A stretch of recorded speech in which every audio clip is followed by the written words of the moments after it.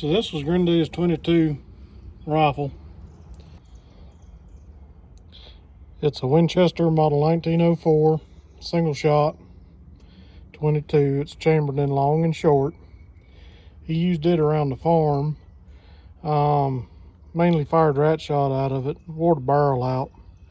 When he passed away, I took this gun to a local gunsmith, and he put me a rifled liner in it. It shoots true as air now. This was his home defense gun. Is a Stevens 410 single shot. It sat in the closet the whole time I was alive. I'd never seen it fired, but when he passed away, I got it cleaned up and started practicing with it. I enjoy it. It's a good little gun. And this last gun, it's a Remington model 1889. It's a little worse for wear. It needs some repair. I'm gonna probably at some point take it back to Maverick Gunworks, which is the guy that did my work on my 22. I'm gonna take it to him and get him to go through it and get it right. I just wanted to show off a few things of Granddaddy's, and today's his birthday, and I'm just really missing him. So Granddad was born on June 14th, 1923. He was actually born in the same house he died in.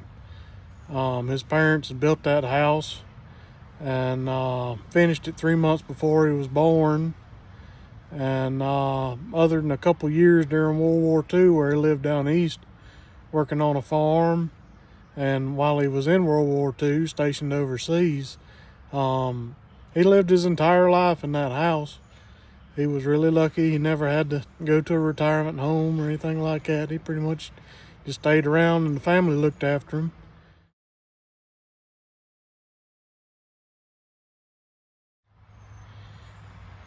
The car is a 1986 Chevrolet Caprice, and him and my daddy went in together and bought it new. It is probably my most prized possession because it was his.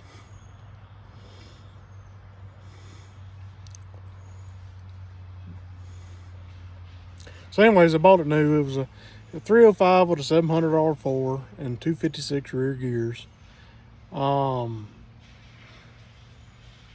He drove it from 86 until probably about 8 years ago. He really quit driving. But from the time I was about 4 or 5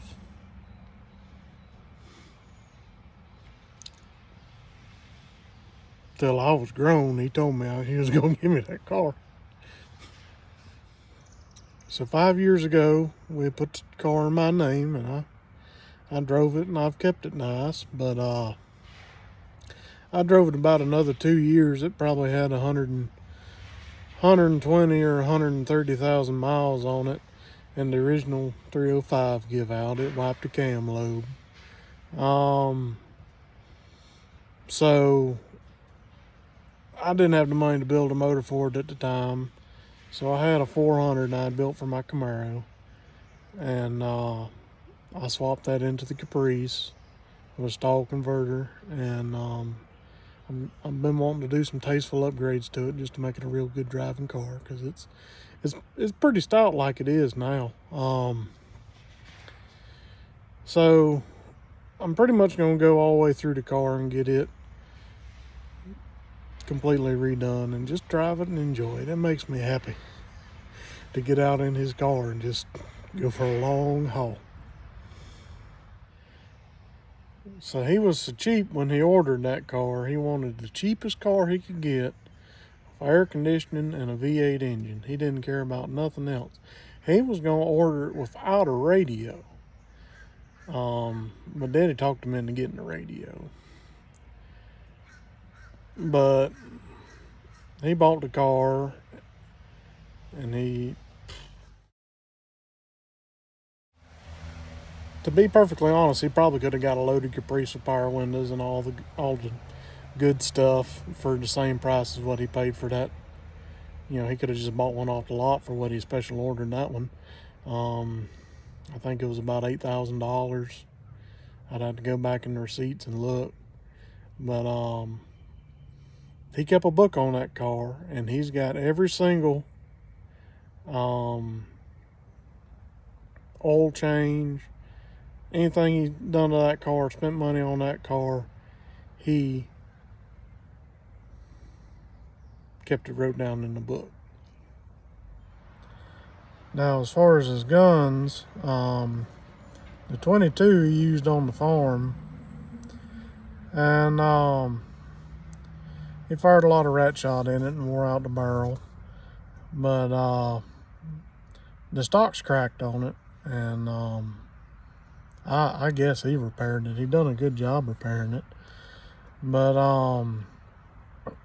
what happened was he shot at a rat, and the rat, it didn't kill him, and the rat run up his leg and he started beating it with that old 22 rifle, because it was, which it'll still do it now, but every once in a while the case will stick in the barrel, and you'll have to take the cleaning rod and knock it out real quick. But that's how the stock got broke on that 22.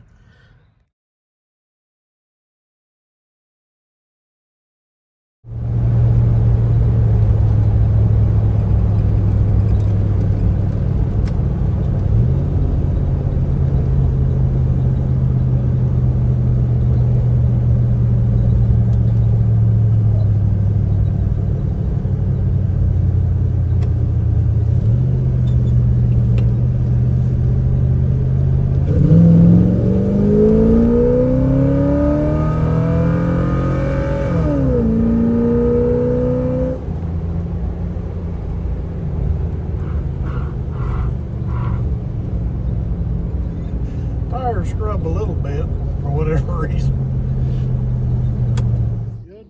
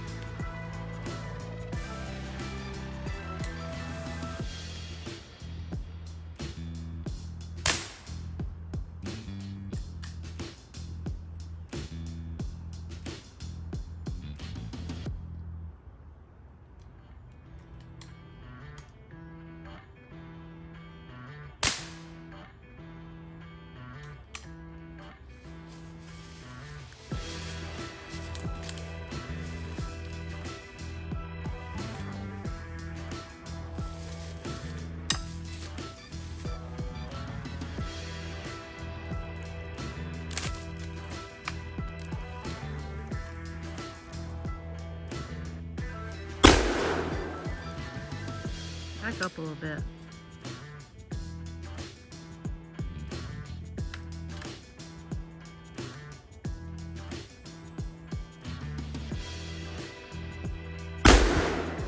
Back up some.